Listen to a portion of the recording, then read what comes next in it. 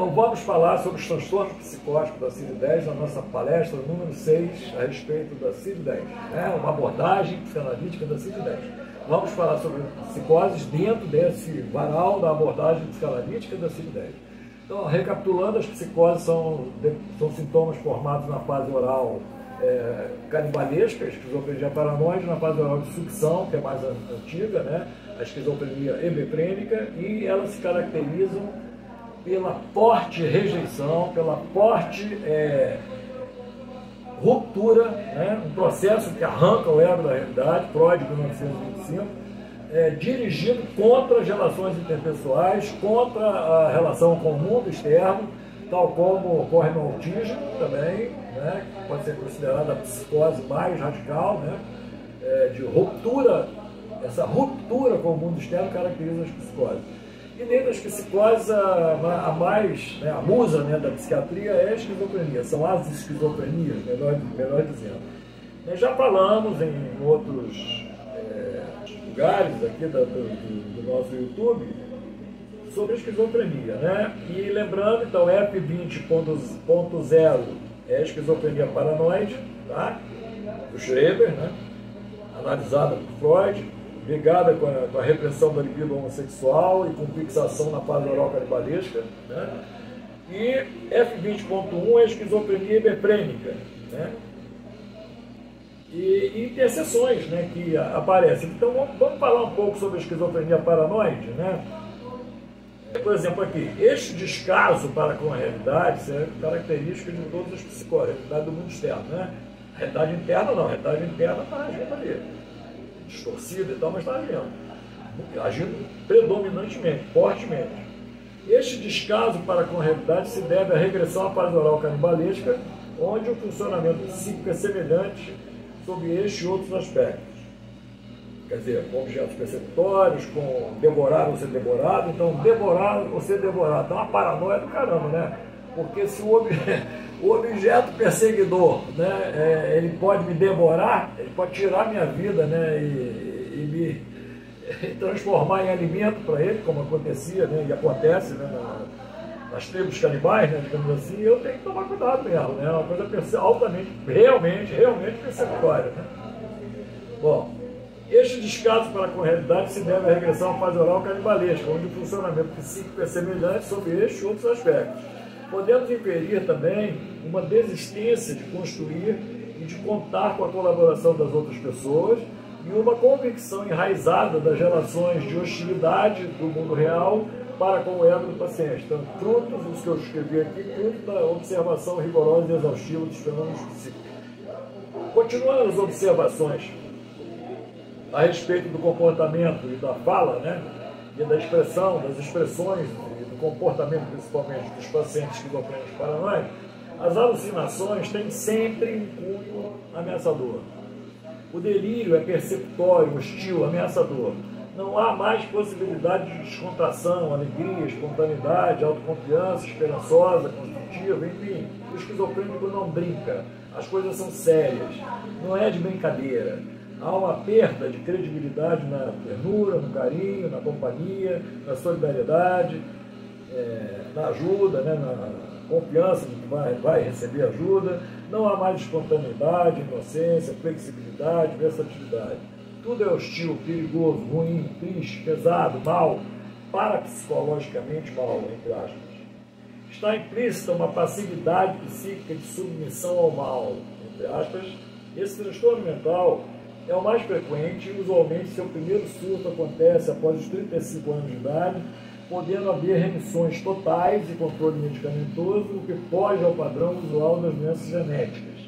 Mas tem um forte componente genético também, né, colaborando, né, para esse estrago, né, digamos assim. E corresponde à paranoia descrita por Freud em 1894, em 1896, nos seus dois textos sobre as neuropsicoses de defesa, em 1911, no caso Schreber, e em 1914, em Introdução ao Narcisismo.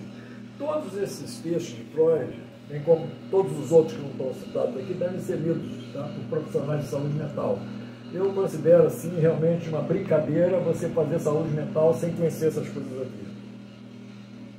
Tanto você vale tanto para os psiquiatras, como para os psicólogos, né, como para os profissionais da área de saúde mental, como assistentes sociais, fisioterapeutas, por aí vai. F20.1, esquizofrenia hebefrênica. A perda dos nexos afetivos e a desorganização do pensamento são os sintomas mais característicos. Tá? É a trinca de Bloyer, né? Hipobolia, que é a perda da vontade de fazer as coisas, perda dos nexos afetivos, afeta um botão que caiu, tem uma repercussão terrível, né? E almoçar durante 3 dias, ficar sem almoçar durante 3 dias não tem importância, né? Então, nexo afetivo completamente alterado, né? E distúrbio do pensamento, quer dizer, o pensamento é roubado, o pensamento é subtraído, o pensamento é guiado, o pensamento leva, né, a fantasias, né, de insolvência iminente, né, quer dizer, é uma coisa assim realmente muito violenta, né? E a demência precoce vai piorando, vai piorando, vai piorando, né? Os primeiros surtos são em geral entre os 15 e os 21 anos. O prognóstico é ruim pela acentuada ruptura com a realidade. Parece que é um demente mesmo, parece que a pessoa não é mais. Parece que é um Alzheimer, né? Um Alzheimer precoce. O cara vive uma vida vegetativa, paralisado, faz nada, não consegue fazer nada. Não consegue proteger o próprio corpo, né, digamos assim, os próprios sentimentos, né? Mas chamar ele para saltar um banco, ele não vai não. Os primeiros surtos são, em geral, entre os 15 e os 21 anos, e o prognóstico é ruim pela acentuada ruptura com a realidade. No referencial psicanalítico, observamos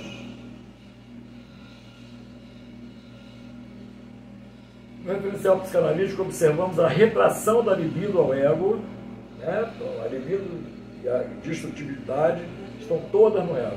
A libido e a agressividade toda dentro do ego. Não se relaciona com o mundo externo nem com seus objetos psicossexuais, né, presentes no mundo externo. Lembra que o primeiro objeto psicossexual é o seio, que pertence ao mundo externo. Né? E a mãe também, como todo, né, pertence ao mundo externo, e todos os outros, pai, irmão, professor, todo mundo pertence a amigos, ex-amigos, tudo pertence ao mundo externo. E o prognóstico é ruim pela acentuada ruptura com a realidade. No referencial psicanalítico, observamos a retração da libido ao ego, e a retração também da opção de morte ao ego, a invasão do pré-consciente por energia libidinal e agressiva, desorganizando o pensamento em virtude de uma regressão da libido e da agressividade à fase oral de sucção, que é a fase mais atrasada que tem. Corresponde à parafrenia, descrita por Freud, em 1914, em Introdução ao Narcisismo, em 1915, no texto do Inconsciente. Né? F20.2, esquizofrenia catatônica. Os sintomas psicomotores são proeminentes, obediência automática, estupor, hipocinesia, paralisia, negativismo, mutismo, posturas bizarras, ecolania, ecopraxia, fenômenos em eco, né? Houve uma diminuição da sua incidência em países industrializados por motivos desconhecidos ainda. F20.3, esquizofrenia indiferenciada. Esse diagnóstico mostra que existem pontos de fixação intermediários entre a esquizofrenia hebefrênica e a esquizofrenia paranoide, configurando uma esquizofrenia atípica. F20.4, depressão pós-esquizofrênica. Esta entidade nosológica demonstra a existência da evolução da posição esquizoparanoide para a posição depressiva. Né? Depressão pós-esquizofrênica. Está melhorando, estatisticamente está melhorando. Aliás, o nome da posição que surge a ego-distonia para com a perversão é a posição depressiva, Melanie Klein. Né? Então, antes deprimido do que perverso. Mais ou menos isso.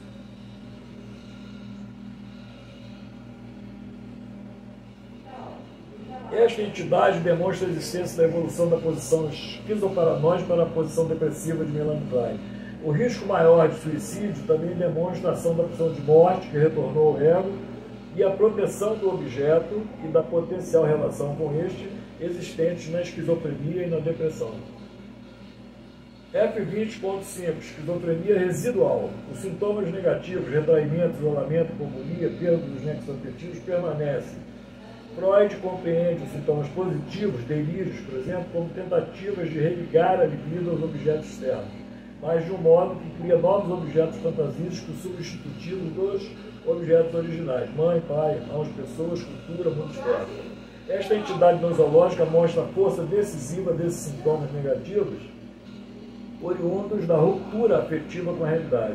F20.6, esquizofrenia simples, instituição insidiosa dos sintomas negativos, né? Perda do afeto, perda da motivação, da volição.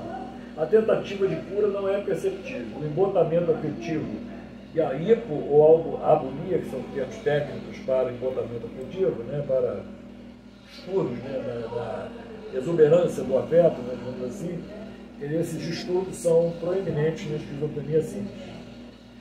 F20.8, outro tipo de esquizofrenia, outras esquizofrenias. Senestopática, transtorno de esquizofreniforme, por exemplo.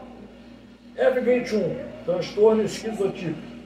É aquele sujeito excêntrico, pensamento alterado, e afeto inapropriado. Bom, se vocês for lendo aqui da manhã, vou só citar agora. F22, transtornos delirantes persistentes. F22.0, transtorno delirante. F22.8, outros transtornos delirantes persistentes. F23, transtornos psicóticos agudos e transitórios.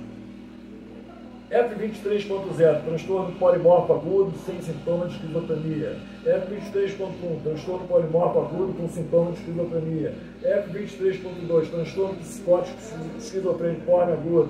F23.3, outros transtornos polimorfos agudos predominantemente delirantes, né?